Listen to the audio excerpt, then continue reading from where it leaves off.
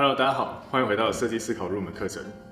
那今天在这堂课程里面，我们要跟大家讨论的是 How might we。How might we 是一个工具，那这个工具呢是介在定义，也就是 define 到发想 ideate 中间的桥梁。我们一开始从客户或是设计观点中去定义出来的洞见，那把它对接到我们接下来要怎么样利用这些洞见去发想出我们的解决方案。那也就是 How might we 的功用。那在开始讨论 How might we 之前，想跟大家讨论一个问题：大家觉得语言会不会影响我们的思考或是认知？讲一个简单的心理学实验 ，Kiki 跟 Boba 这两个单词分别用来形容带刺的圆圈以及一般的圆圈。大家会觉得哪一个字是拿来形容带刺的圆圈，而哪个字是拿来形容一般的圆圈呢？有趣的是，在不同语系的国家中做这样的实验，都可以得到类似的结果。Kiki 好像听起来就比较是拿来形容带刺的圆圈，而 Boba 是拿来形容一般的圆圈。好像在不同语系的人身上做相同的实验，都会得到类似的结果。这是一个非常有趣的实验，这代表或许语言在我们大脑没有注意到的情况下，也会影响我们的大脑认知。这就是为什么我们今天讲 How might we 这个工具在设计思考过程中这么重要的原因之一。因为虽然 How might we 我们该如何能够只是短短的一句话，但却能影响我们整个设计思考过程中发想的阶段。譬如说，我们现在做一个小小实验，同样的一件事情，你的开头是这是一件很困难的事情，你可以去试试看，以及大家都说这件事蛮简单的，你要不要试试看？一样的两句话，虽然在形容相同的一件事情，你可以试着对你身边的朋友做实验。如果你是用后面那句话来问这个问题，或许成功率都会比前面那句话高很多。那当然，这有很多不同的因素，不单单只是因为你使用了这两句话的原因。但是不可以否认的是，我们使用什么样的语言在形容我们要做的事情，会影响我们做这件事情的心态。那这样的心态又会影响到我们能够把这件事情做好。所以在使用 How might we 的时候，我们要解决的问题是，没有不可能这件事情。在进行设计思考或者是创意发想相关工作的时候，有一个很大的机会，就是说 I can't， 我不行。这样是非常不好的，因为这等于否定了你之后可能去尝试的这些可能性。那往往最好的解法，或许就藏在这些我们从来没有试过的地方。那这就是为什么我们要使用 How might we， 我们该如何能够来作为 idea 跟 define 中间的桥梁。那 How might we， 大家可以看出来，它是由3个不同的单词组成。How might we， 那 How 代表什么意思呢？ How 代表的意思是永远有可能。因为当我们说我们如何能够做到这件事情的时候，这已经代表了我们要做的是如何好好的把这件事情做到，而不是这件事能不能做到。所以 How 这个词代表的就是永远有可能。那 might 这个词通常会拿来做对比的是 should 代表了我们已经有一个既定的解法，遇到这个情况通常都要怎么做，或者是我们应该要怎么去做。但是 might 代表了我们没有一定的解决方法，你可以试试看用不同的方法去处理这个问题。所以使用 might 这个词其实代表了允许我们可以去想更多不同的解决方案。那这在 idea 过程中是非常重要的，因为 idea 就是要鼓励大家去想想各式各样不同的解决方法。那我们会在之后的 prototype 这个过程中再去收敛这些我们发想出来的点子。那最后呢，就是代表 we 这个词。那 we 这个词代表的就是不只是我自己在想这个解决方案，而是我与我的伙伴身为一个团队，我们要如何去解决这样的问题。所以 How might we 代表就是我们能够一起去发想各种不同的可能性，来处理这个可以被解决的问题。这就是 How might we 可以拿来作为 define 跟 idea 中间的工具的使用方法，以及它背后代表的意义。那在知道 How might we 该怎么使用，以及它的背后的意义之后，我们可以来做一个小小的实验。这样好了，我们来试试看重新设计火车站的体验。那这是现在这个题目的设计观点。火车站里面有一个妈妈，她带着要去南部的小孩在等车。那等待火车的时间当中，小孩一直不停的吵闹。那妈妈就想要好好处理一下她的小孩，因为她怕小孩会影响到旁边等车的人。等车的人等不到火车来，心情已经很差了。要是再被他的小孩烦，那心情一定会变得更糟。好，那在这样的设计观点下面，我们要怎么样去改善火车站的使用体验呢？第一个，我们可以试着去增加好的部分。那以 How might we 来说，就是我们该如何把小孩的精力应用在好的地方呢？那这代表了我们能够去试着想想，如果小孩的精力能够被转化为让整个乘客在火车站使用体验上更加提升的方法的话，有什么我们是可以去尝试的？那第二个呢，是去想办法减好不好的部分。那也就是我们该如何能够让小孩的噪音不会影响到其他乘客呢？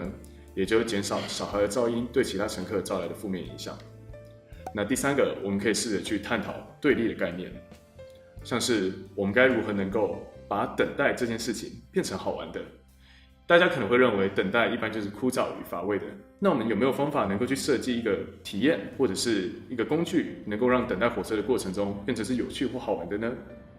那第4个，我们可以试着去重新反思在设计观点里面的假设，譬如说，我们该如何能够让火车是可以不用等待的？在设计观点里面，我们假设火车一定是需要被等待的，因此乘客才会因为等待而不耐烦。那要是火车是可以不用被等待的呢？虽然这乍看之下可能是非常不可能的想法，但是或许答案就藏在这些我们从来没有去想过的面向里面。那下一个是我们可以鼓励大家在描述这些问题或者是解决方法的时候，使用形容词来做描述。譬如说，我们该如何能够把等待变成从容不迫的？一般来讲，形容词会比名词或是动词包含了更明显的意境或者是情境。那因此，我们在形容形容词的时候，我们可以更容易把自己沉浸在使用者的体验之中。那在进行设计思考的时候，使用形容词会是非常有帮助的。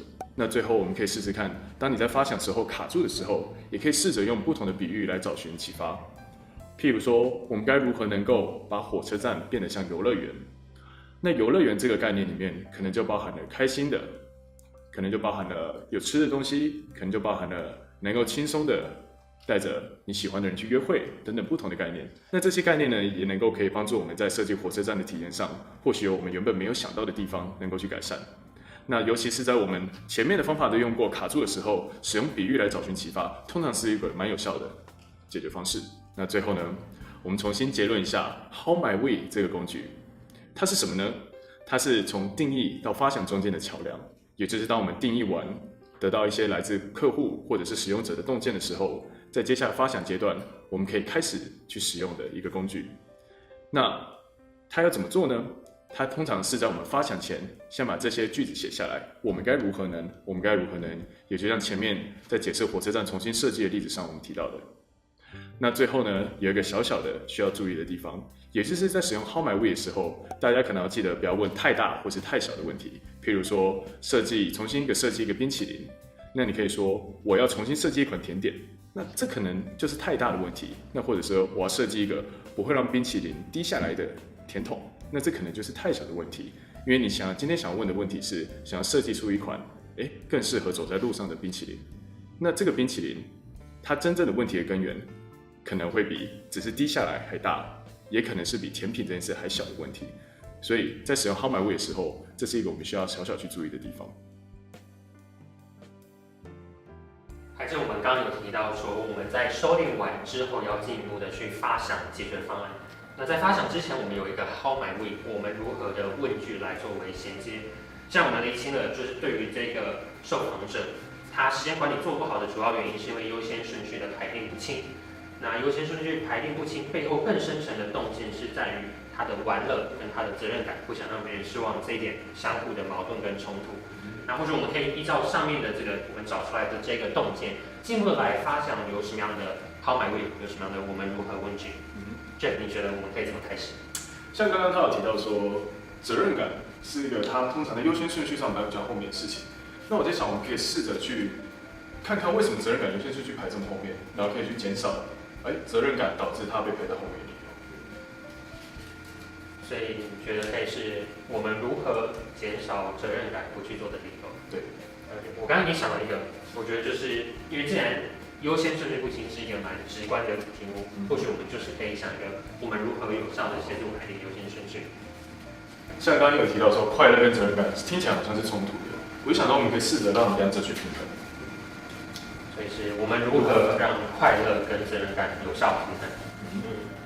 对，我刚刚有想到是因为他这个受访者很重视的是这个不让身边的人失望，但有没有可能就是让玩乐这件事情，其实身边的人不会失望的？所以我就想一个，如何让身边的人能够支持他的玩乐？说到这个，我就想到一件事，因为感觉责任感跟快乐是冲突的，所以我在想，如果我能够试着把责任感转化为快乐的情绪，或许我们也可以试试看，我们该如何能让责任感变得快乐。好看起来我们上面有蛮多不同的我们如何的这个出发的问句，那我们或许待会就可以依据这些我们如何来发想一些不同的点子，来协助这个使用者。看完了这支影片，是不是对于设计思考有更进一步的认识了呢？如果你有任何的问题，都欢迎你到底下留言，或是加入我们的脸书社团，一起与社团里的其他朋友进行交流与讨论哟。